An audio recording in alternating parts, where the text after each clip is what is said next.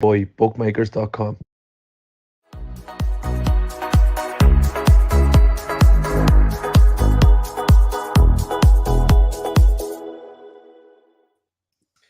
Hello, good evening, and welcome to the LFC Daytrippers, brought to you by bookmakers.com. It's full-time Reds. It finished at Selhurst Park, Crystal Palace 0, Liverpool 0.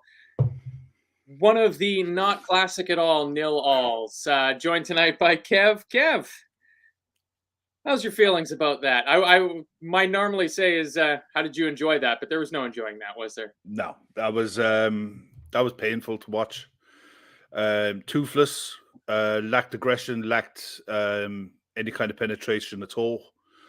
Had a few half chances, but definitely it didn't do enough to win it. 100% didn't do enough to win it. And to be fair, neither did they. It was a horrible watch, and it was a game that got the result that it deserved, start to finish. Yeah, it was. I mean, it was the best case scenario with 10 minutes to go is don't lose it. You know, for the way the season has gone, this game is typical of this season. It was just a nothing game.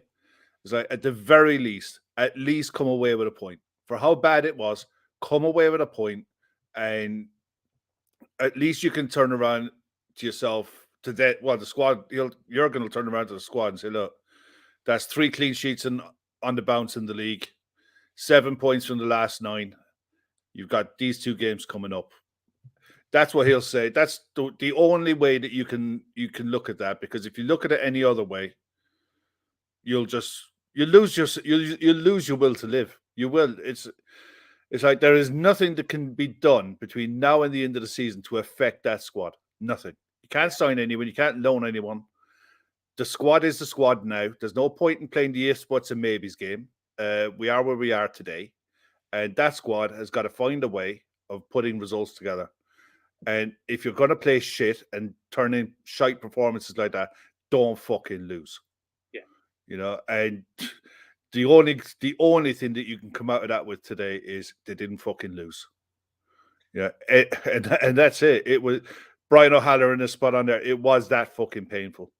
You know, and it was like chances that we had, you look at it, Salah hit the crossbar, and for all the money in the world, that looked in. That just looked in for all the money in the world, and it clipped the underside of the crossbar.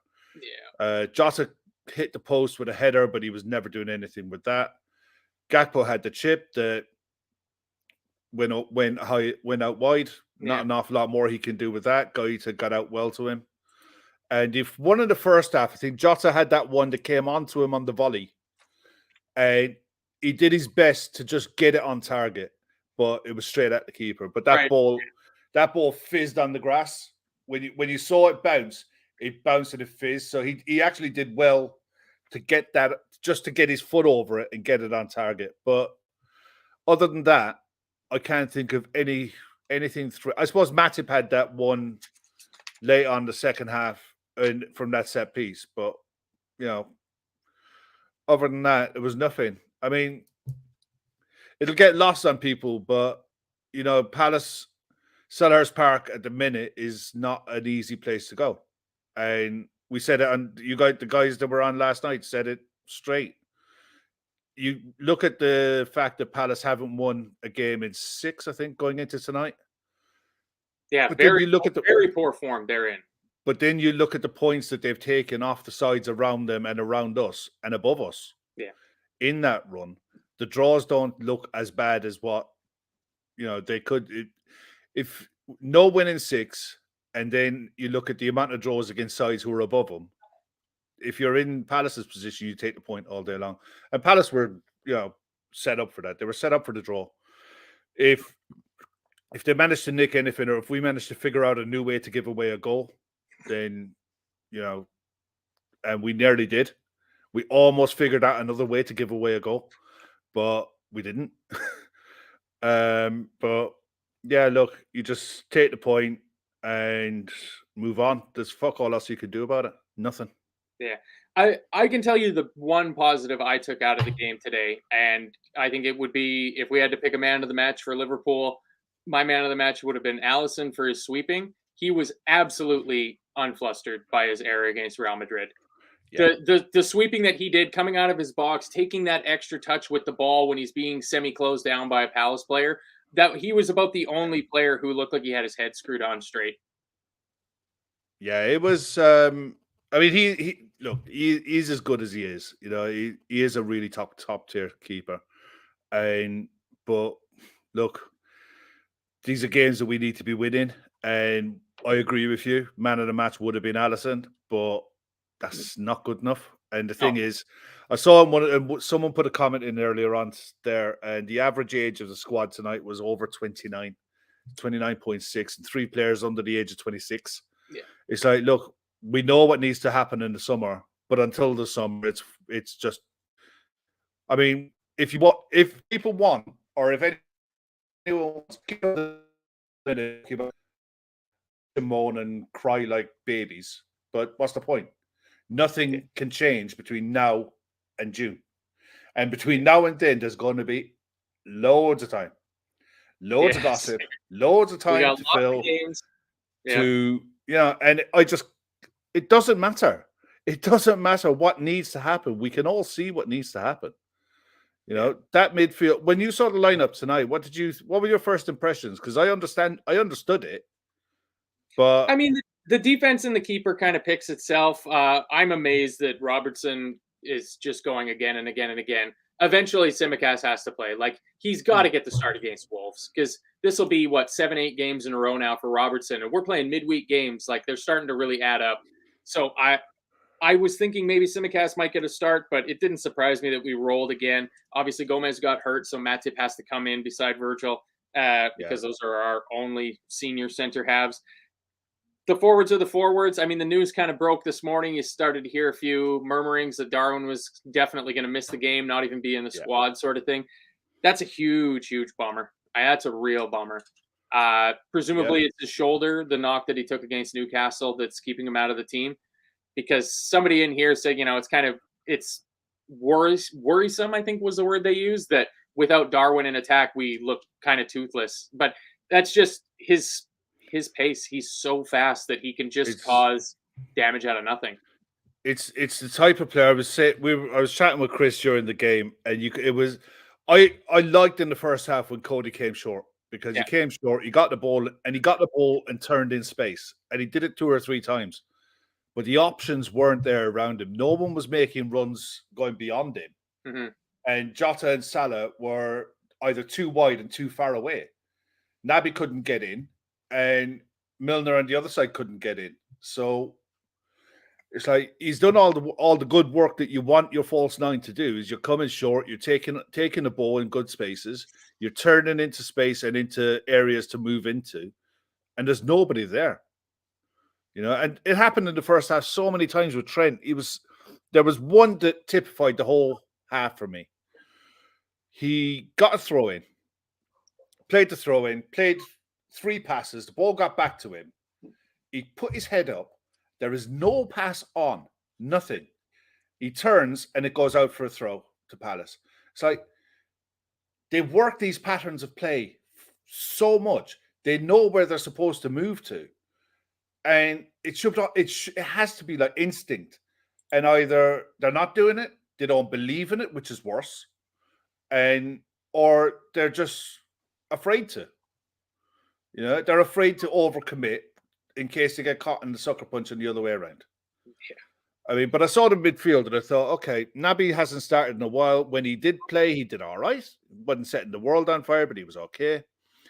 Henderson or Fabinho, it had to be one or the other, and the joint consensus was it was going to be Henderson was going to start over Fabinho because Fabinho's shot the shit, and it was going to be Milner over Bajcetic all day, every day, twice on Sunday, because the guy's played 8 games in a row. He's a kid, and at some point, he's just come off playing 3 games in a week against Real Madrid in his last game, where he got a spanking. All right, and it did him. It's not. I don't think him starting would have made a blind bit of difference. No.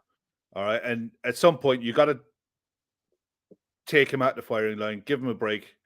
And tonight was as good a game as any to do it. Milner come in, he did a job, he was all right. You know, and at the end of the day, what you got out of James Milner tonight is what you get out of James Milner all the time.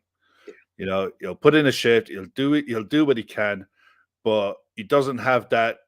What James Milner used to have, he had a burst of pace that could get him into space. His ability to read games is always there, and that's still there. But even his passing, I think he completed 50% of his long ball passes. He completed as more than anyone else in the midfield. But for me, the worst one of the lot, the worst one of the three by an absolute country mile was Naby Keita. It was literally he was the dictionary definition of I don't fucking want to be here. Yeah. You know, yeah. just How many fouls do I have to commit that look like I'm trying hard, but I get sent off and I can jump in the showers early? It was like, here's the thing, right? And I take this from what was said in Klopp's press conference yesterday. And I don't, for some unfathomable reason, people still struggle to understand this concept that if a player has a contract, you cannot force that player to leave the club. It's as simple as that. And if you've got players who do not want to leave, they do not have to leave. Naby Keita is perfectly within his rights to sit in his contract and stay at Liverpool until the last day and take every single penny out of the club he wants to. Because we signed a deal in good faith, and so did he. Oxlade-Chamberlain, exactly the same. Bobby Firmino, exactly the same. James Milner, exactly the same. So the idea that you can buy these players' contracts out, which you can't if they don't want to go, is a non-runner. It doesn't happen. It can't happen. It's against the law for it to happen. You know, contrary to popular belief, it's not Football Manager. It's not FIFA 14 on computer manager mode. You cannot force players to leave if they don't want to leave. I'm sorry. Yeah. Now, at the end of the day, the problem is when you ask him to come in and do a job, he fucking doesn't. And today was just another example of it. And the fact that he made it to halftime was dumb luck. Yes. Dumb luck and fucking ignorance from a referee. That's all it was. It was he was dead lucky not to get sent off in that first half for 2 yellows. Yeah. And at the end of the day, you're left in with a chance. The changes that came on, Harvey Elliott came on, and Harvey has literally been involved in so many games this season that I could understand him not starting, but at the same time, when he came on, he had that extra bit of quality to play passes into dangerous areas that just wasn't there in the first half. It just simply fucking wasn't. So fair play to him and the passes that he made, because it created a few chances at least. It looked like we were liable to do something.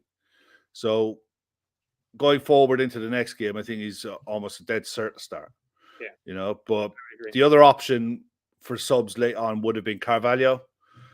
I thought late on, because I was fully on board with I'd rather lose it trying to win than let it peter out. No, because look, I'm right at this point now where wins are everything, okay? And I wanted to either put Carvalho or Jones on for the last change instead of Stefan. All right, I'd have rather gone 4-4-2 or 4-2-4 for the last 10 minutes and either put Jones or Carvalho wide left and Jota and Salah through the middle and Harvey wide right, and just gone with two in the middle of the park. I'd rather try that and try to win and risk losing rather than, as it turned out, let the game peter out. And that's still at fucking risk of losing anyway. You know, but you brought Stefan on for the last 10 minutes to see the last few minutes to see the game out. And I thought it was a negative change from Klopp. I thought it was just a change for change's sake, you know, more than anything. Because for the last 10 minutes of a game that we need to win, we didn't look anywhere. We didn't look like creating a damn thing. You know, it was like the game petered out to a damn squib, and Palace more than deserved their draw. They didn't deserve a win. They didn't do anything to deserve a win. Nobody deserves. Definitely deserve. No, they don't. No, But anybody that watched the 90 minutes today knows that there should not be 3 points given out for the result of that game. It was really just poor. Like the second half, it's just boring. It was just boring football. Not a lot happened, but yeah, look, I mean, Elliot was not shite, Colin. I don't know what game you watched today. He did give not. I love Harvey Elliott, but he did give the ball away poorly at least. But what was he trying? What was he trying to do with the ball? This is trying to look forward. This is why I kind of disagree with what you were saying about how you would have wished we'd have made changes to try to win the game at risk of losing it as opposed to the draw. Because I think if we'd have lost this game, it would have been crippling to our momentum, to our psyche, to the team, like on a mental level as a whole. I think it just would have been horrible coming off of one of our most embarrassing defeats when the entire world is watching Anfield and it starts so well and then goes so poorly and you get attacked by a fucking cat. Horrible night. The last thing we needed to do was to come off of that and have a loss. We needed to draw a line under the performance that was Real Madrid, realize that the Champions League is just a bridge too far for us this season and focus on our league performance. And like, we need to put wins on the table. I said before the game that it's a must win. But I think in retrospect now, because I'm trying to put some positives on it, because I had the whole second half to think about it, because the football was so boring that it was hard to watch the game. So, like, a couple of things you mentioned. You talked about Keita. Keita was so pedestrian and so just not on it that even my wife, who is a Liverpool fan, but, she sits beside me on the couch and watches it. She's like, it looks like he doesn't want to play for us. Like, is he done with us? Like, he looks like he doesn't want to play for us anymore. And I was like, yeah, absolutely. Yeah. So I'm super happy that we have the once every 2 or 3 months game where all Liverpool fans can say, I hope Naby Keita never plays another game for Liverpool ever again. We all said it before the United game where he mysteriously got injured and everybody just jumped off and was like, Naby Keita will never play for us ever again. This felt like another one of those games where it was like, what are you doing to us, Naby Keita? Fabinho, to me, was just, oh, man. I don't know if we can afford for him as a football club in the transfer market with so much work to do. I don't know if we can afford with needing to replace Fabinho. There was a moment at 76 minutes. Bobby Firmino tries to do too much with the ball in the midfield. He gets his pocket picked. They get the ball and start heading towards our goal. And Fabinho's first step is the complete wrong direction. Like, he totally stepped out of the way and gave I can't remember who had the ball for them. Maybe Edouard was the one who took the ball off of Firmino. And then Fabinho has to recover and take a yellow card, pull the player down. But if you just watch it again, when I was watching it, I couldn't believe that his footballing instinct, his footballing brain said for when the ball breaks there and the player's there with the ball to make your first step be that way. Just, it was so poor. But I mean, to me, that was pretty much about it in the game. And at about 70 minutes, 75 minutes, I was totally okay with taking a draw out of it, because if we can take the Real Madrid game out of it and look at our Premier League games in isolation, like you said, 7 points out of 9, 2 wins and a draw. We got to go and play Wolves, and then we got the big game against Manchester United at the weekend. And that's, if we'd have lost this game and had an embarrassing loss, a disappointing loss, and then whatever the result may be against Wolves in midweek before the United game, I just think it would have been too much for a team that we used to call mentality monsters and were in awe at how nothing seemed to faze them. Everything seems to phase all of our players now, with the exception of Alisson Becker. I mean, I've seen a few of the comments there saying about Harvey. I completely fucking disagree with all of you. He was the only one of the midfielders today that looked like he wanted to play and get forward and create something and try to make something happen. And when you do that, you take risks. And I'd rather have someone like that than someone whose first instinct is to get the ball and pass it back to Matin, or to turn it and pass it back to Trent, or play it back to Alisson and recycle it and go again. Sorry, that's just me. Yeah. Some of the other comments that I think are well worth discussing is the amount of legs that gassed on the hour. Trent looked like he was running in treacle, which isn't surprising. I don't know if Rory's in the chat, but if he isn't and Rory's watching on the download, if Rory could put something together, I'd really appreciate it. Would be look at the amount of distance covered by our fullbacks in games, because the amount of football that Trent and Robertson are playing at the moment, he was fine defensively, and some of his play in the first half was okay. I wouldn't say it was outstanding by any stretch, far from it. The best thing he did is in the first half was a free kick that Henderson managed to fucking find a way to get in the way of. But he looked absolutely running on fumes the hour. And it had to be made. And the problem you've got at the minute is without Joe Gomez to come in and cover a right back the out game here and there, and Calvin Ramsey's had knee surgery, so he's out for the season. It's pretty thin at right back. It is literally, for the Trent or Milner for the next 3 weeks, 4 weeks, because with hamstrings, I mean they're saying 2 weeks with Joe Gomez that he might be available, but that could be 4. We don't know, and there's an awful lot of football to be played in the next 3 to 4 weeks. So I mean, Ibu Konate back training, but whether it's full training and how available he's going to be, don't know.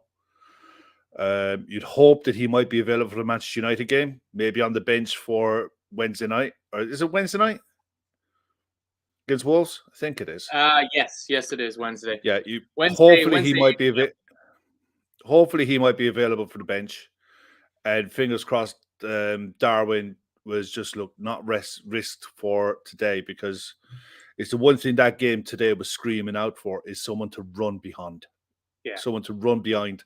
Someone to give someone like Harvey, like Robertson, like Trent, Virgil, someone to hit. Someone who's going in behind, who can make Mark Gahey not have the game all in front of him. It's all right from time to time with the games in front of you and you're playing up to forwards and they're playing it back to bring others into play. That's fine. But the whole game was in front of Mark Gahey and he looked like an absolute superstar. And he's a good centre-back, don't get me wrong. Same with Anderson, they're good centre-backs. But if you don't turn them around, if what are you going to do? Anderson played one pass. I'm just trying to see here. I know I wrote it down. He played one pass for them out of the back that picked out who would have been on the right wing. Ayew, maybe? Yeah. Two passes. That was the cross they put that went through the absolute corridor of uncertainty. And it was just beyond, I think it just went past Mateta. There's 2 things in this game that summed up our season. That to me was one of them. Was one diagonal ball from a center half out to the wing, and then one cross into the box, and they are immediately threatening our goal. That to me is one of the things that sums up our season. And the other that's vintage Liverpool from 3 years ago, Mike. Yeah, exactly. It's what we used to do to teams, and we are unable to do now. The other one was at the 88th minute. We had the ball at the back, and Virgil van Dijk played a pass to Stefan Bajcetic, where the only thing he could do was run towards the sidelines with 2 Palace players at his back. And it was because, again, at this point, I was bored out of my mind with this game. But that pass to me summed up our season so much that one of our veteran, stalwart, world-class players did something like that put all this pressure on a kid to just go and do something with that. Where the only thing Bajcetic could do was put it out for a Palace throw-in at best. Yeah. That was the best case scenario. It was just so. And from there, they created the last bit of pressure for the end of the game, didn't they? They had the couple set pieces at the end of the game where you're praying for the whistle. Normally in a draw situation, I'm hoping that they add on 15, 20 minutes for us to go and get the winner. At 83rd minute, I was like, we just need to get a late winner here. It'll be one of those games. Somebody will pop up from somewhere. And then the last, from about the 88th minute onward, it was just, come on, full-time whistle. Just anytime now. Yeah, I mean, Ger Cahill there, Salah ran his legs off tonight, really. And look, do you think? First 15 minutes, I thought our forwards looked phenomenal.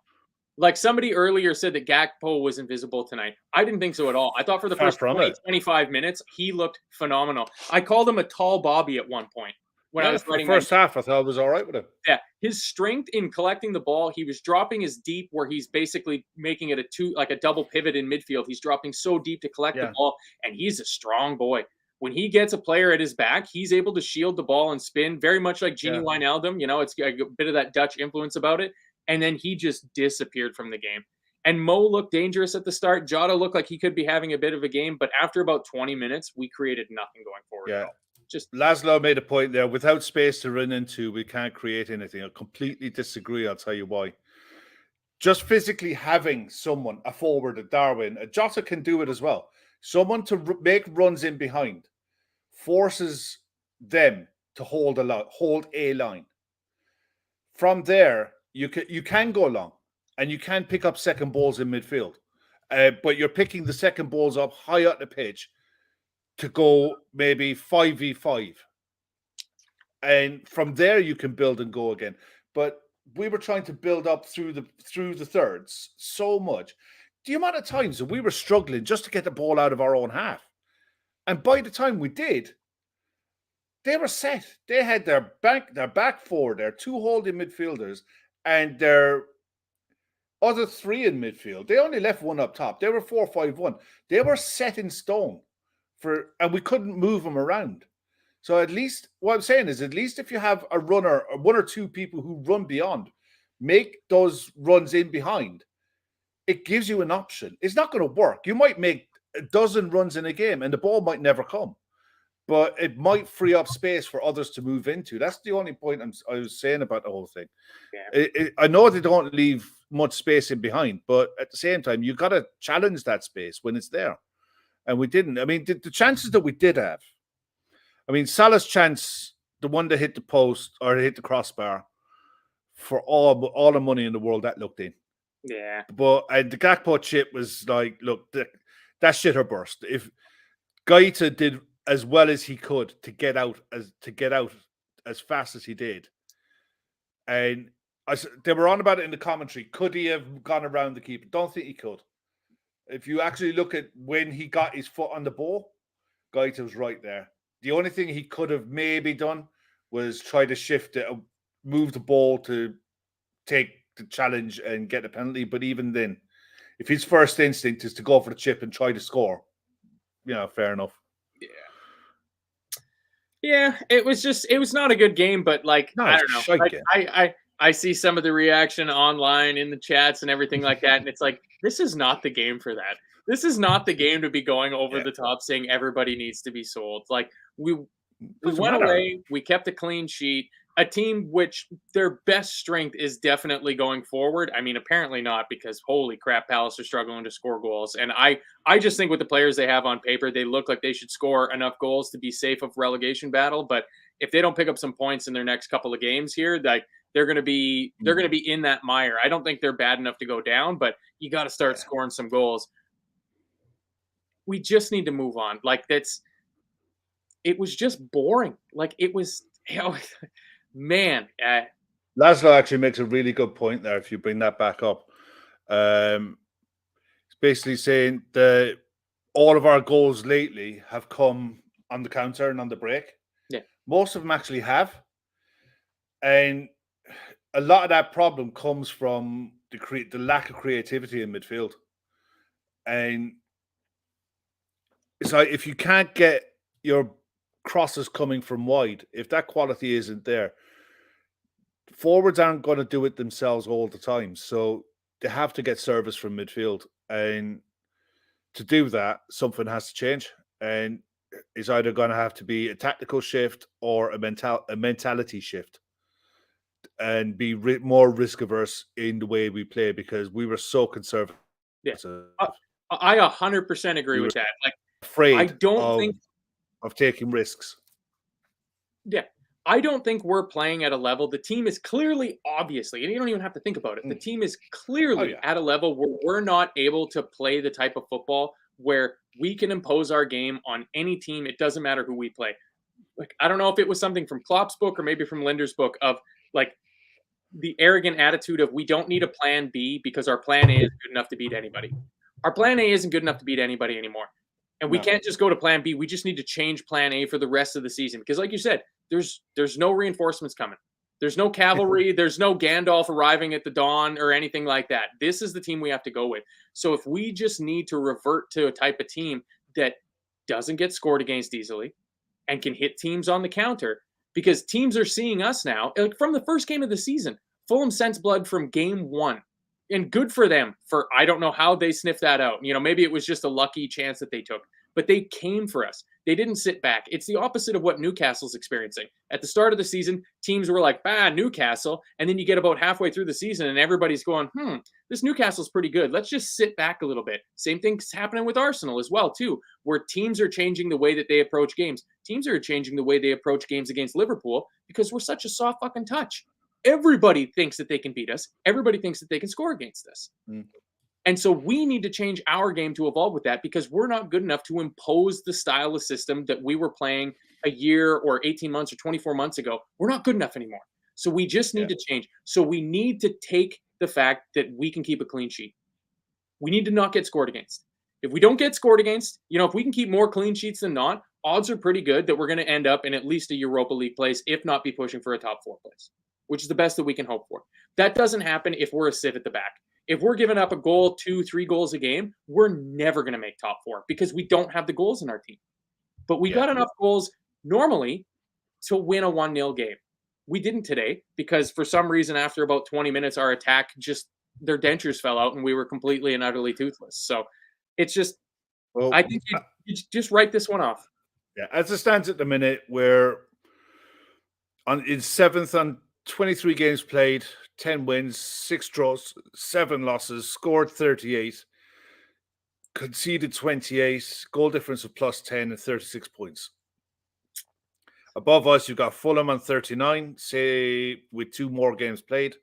Newcastle on 41, same games played. Spurs are in 4th on 42 points. So we're 7 points off Spurs with the game in hand, but it's points in the bag, not games in hand that matter. And at the minute, Spurs are on a run of 3 wins, 2 losses in their last 5. We're 2 wins, 2 draws, and a loss in our last 5. See, it's the one thing I'm looking at the table now, and I suppose up to City, really, City and Arsenal. Even Arsenal at the minute, 2 losses, a draw, and 2 wins in their last 5. There's no consistency in any side in the league at the minute. No, right the way up and down the league. There's points up for grabs in every single game. Even the teams at the bottom aren't even being consistently shit. Southampton gets a win. Everton gets a win. Wolves gets a win. Bournemouth, Nottingham Forest, like teams are picking up win. Leeds today, a huge win today for Leeds. Yeah. Well, I'm just looking at the bottom there now. You got Southampton on 18, Bournemouth on 21, Everton 21, Leeds 22, West Ham 23, Wolves 24. Wolves' last 5 games, 2 wins, 2 losses, and a draw. So good form at the bottom. This is what I mean. It's like 2-1. That's good. Up and down the league, from Everton in 18th to Liverpool in 7th, is 21, 31, 15 points. Yeah, really the only team that's being consistent right now is, throw up in my mouth for a second, Manchester United. Manchester United. Yeah. And what are they at?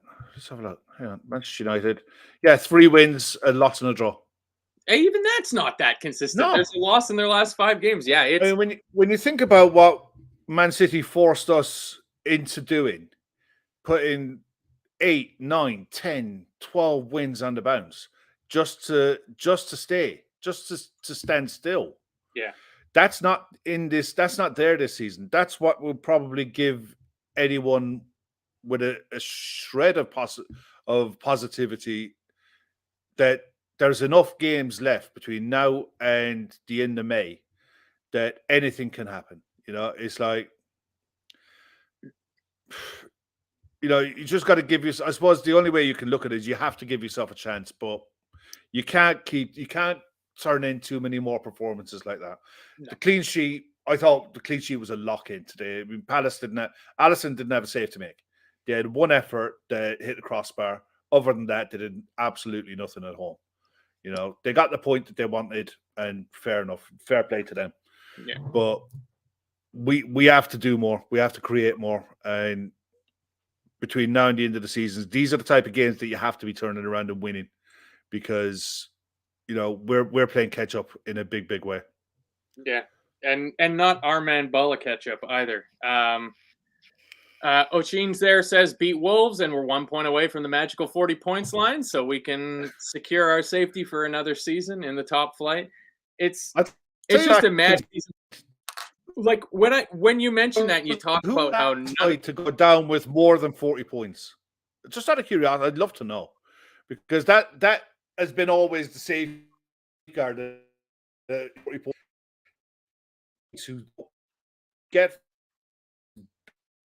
is, but I wonder how many points it'll take this time to go down. I think it could 35? You could be in a situation this season where it could be into the low 40s. With the way that sides down there at the minute are picking up draws and picking up wins all around them. You know, there's still a lot of sides that can get caught up in that. It's shaping up to be a really exciting season in terms of the title race, the European race, and the relegation race again for the Premier League. And yeah, you talk about the inconsistencies of all the teams, and like City being so hit and miss, just so hit and miss. Did I freeze up there? Sorry about that. Yeah, I don't know. My connection is no, it's probably mine. It's getting to that time of night now where everyone is coming home and they're all going online. You got that co-op internet. Yeah. Well, you got to put a sign on your front lawn that says, "Hey, everybody, I do a show after the Liverpool games. Please have a little bit of courtesy. Have a bit of respect, like, you know what I mean? Come on. But I mean, there's a comment there. Frank could say, "Who's going to create?" And you can't see anyone creating anything to get on a decent run of form.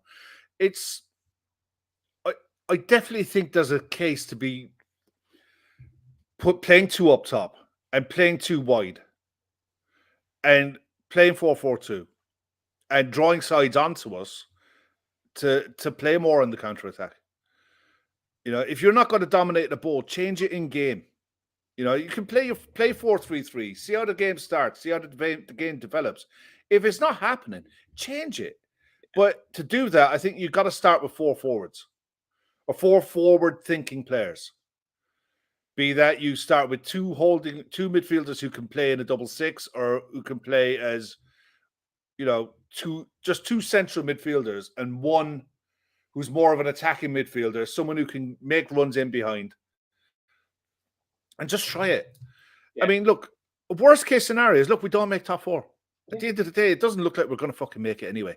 No. So try it. You know, it's not, and it's a case when you get Bobby and Jota back to some kind of match fitness, because there's a huge there, and you saw it tonight in Jota. You know, he was running in mud after the hour, but when he's able to do, he should be able to do 90 minutes for the Manchester United game. You know, this will be his 3rd and 4th week back. Yeah, if you could play a front 4 with Darwin, Gakpo, Jota, and Salah, with 2 midfielders behind them, supported by a back 4. You don't need your fullbacks to get in beyond. You need your fullbacks to tuck inside then and look to create that way. Try it. Well, or you get your fullbacks to play the pass like Trent played for Darwin's goal against Newcastle, where he's still in our half. He's a little bit more inside than you would expect the right back to be, but he just gets his head up and he's able to survey the lay of the land, and he makes that eye contact with Darwin that just says, go.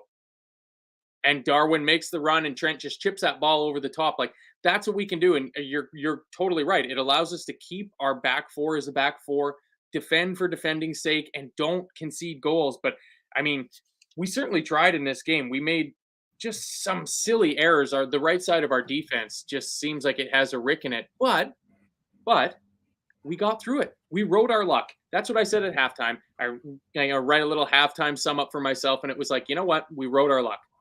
We had a couple of times where in other games we give that goal away. Trent plays a pass back to Allison that is just fucking horrible. Horrible. And in another game, that's a goal for them, and we're down 1-0, and the whole nightmare starts over again. But it didn't happen. We rode our luck. We didn't get the ball bouncing for us. We didn't get the lucky break. We didn't get a goalkeeper error or anything like that from them. It was a 0-0 game that just completely ran out of steam by about the hour mark, and both teams were ready to just go home and call it a day.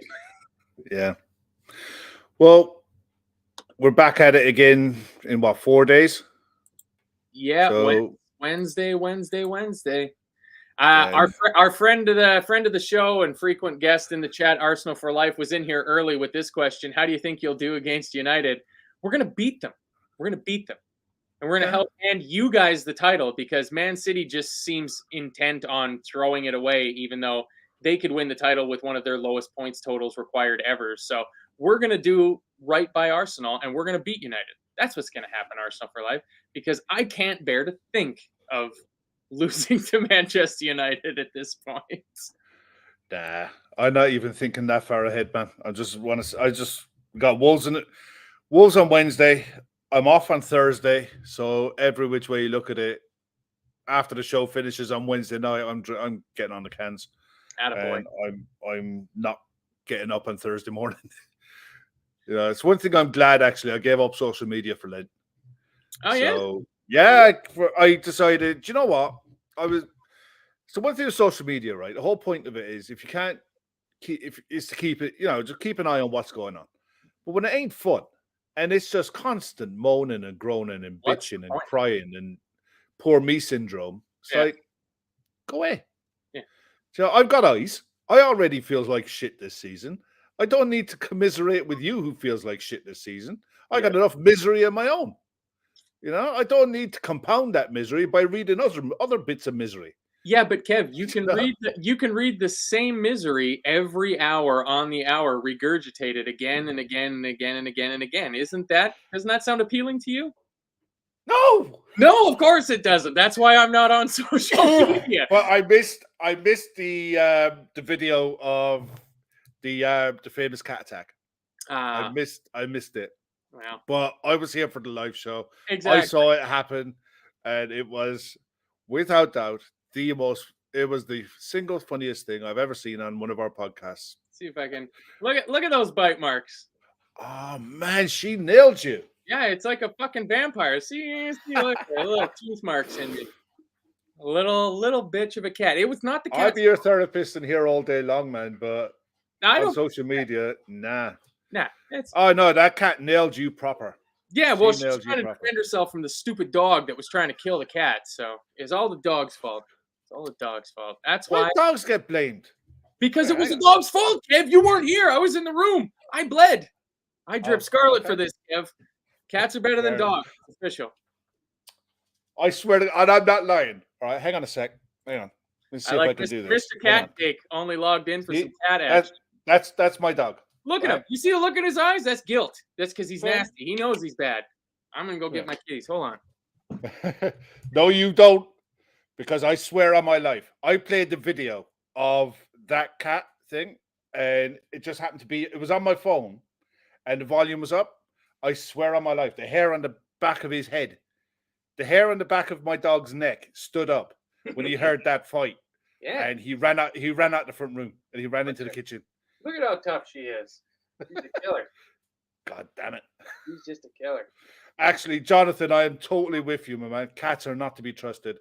They will eat you when you die. If you died in your house and Buffy died, don't think it won't happen. That cat would eat you. Is that not respectable from a cat? No. A dog would let itself die with perfectly good meat there? I'm already dead. I'm not going to be offended. I'm dead. A cat is at least smart and resourceful enough to realize, holy shit, if I don't eat this guy, I'm going to die.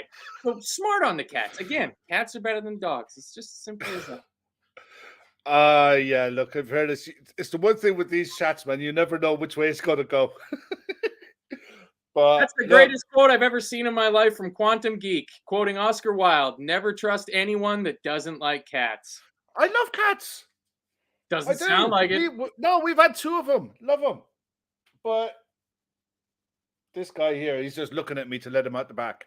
Yeah. And it's like 0 degrees. It's 32 degrees Fahrenheit here at the minute. You know, it wouldn't and do that. I gotta go and I gotta take him out. That's so right. We're your gonna cat wrap wouldn't up. want to go out. My cat would go out and she'd be gone for the night. Exactly. Like a grown adult. It's like a roommate versus a dog is like a child. All right. I think that's enough from us, folks. Thanks for joining us on Full Time Reds. Full slate of show coming up. Fatback 4 will be on tomorrow. Bookmakers.com is the show sponsor, so head on over to their website if you want the best odds. Gamble responsibly or don't gamble at all, whatever's good for you. Check out Gav, does a show with them once a week. Also in the show description and in the description link for whatever podcast platform you get this on, you'll see the link for our charity partner that we're working with, raising money for breast cancer awareness. 12 women that played GAA out of Dublin are running the Dublin Marathon. They're in the process of training and raising money, and we're helping them out with that. So if you can donate a bit of money, head on over to the link there, the GoFundMe page, toss them a little bit of cash. If you can't, share it to your social media. If you'd also like to sponsor a hole in the Daytrippers golf day that's coming up, I believe in June, Gav is definitely open to sponsorships or prize donations or anything like that. All the proceeds from the night are going to go to the GAA ladies raising money for the breast cancer. And check out Gav, Bang Average Golf. We're looking forward to his first proper full episodes coming out this week. Him and Neely out playing a little bit of golf. I know he's looking for any suggestions for topics that they can talk about while they're out hitting around and filming it for YouTube, which should be interesting. It's very brave of Gav to ask for that from the masses. So before we get out of here, Kev, you got anything else? Nah, man. Listen, I just want to thank everyone in the chat for getting involved and not losing the shit too much. We all know how frustrating it is at the minute. Yeah. Please hit the like button and subscribe if you aren't subscribed already, but please hit the like button. Leave a review as well if you're 5-star review if you're listening on the podcasts, wherever you get them from. It does help to get us higher up in the algorithms, so the more people get to watch, more people come in and get involved in the chat, and it's better fun for everyone. That's right. Get involved in the chat. That's the biggest recommendation if you're listening on the download I can give to you. If you have the ability to catch the shows live on YouTube, get involved in the chat because it's some of the funniest chat ever. Yeah, you guys, after I had to leave to go clean my cat wound up after the Real Madrid game, the chat was phenomenal. Give yourself. You guys should all take a bow. That was very well done. Amazing cat puns throughout. It was perfect. Yeah, it was perfect. Oh, you son of a bitch! All right, have a good night, everybody. We'll see you around.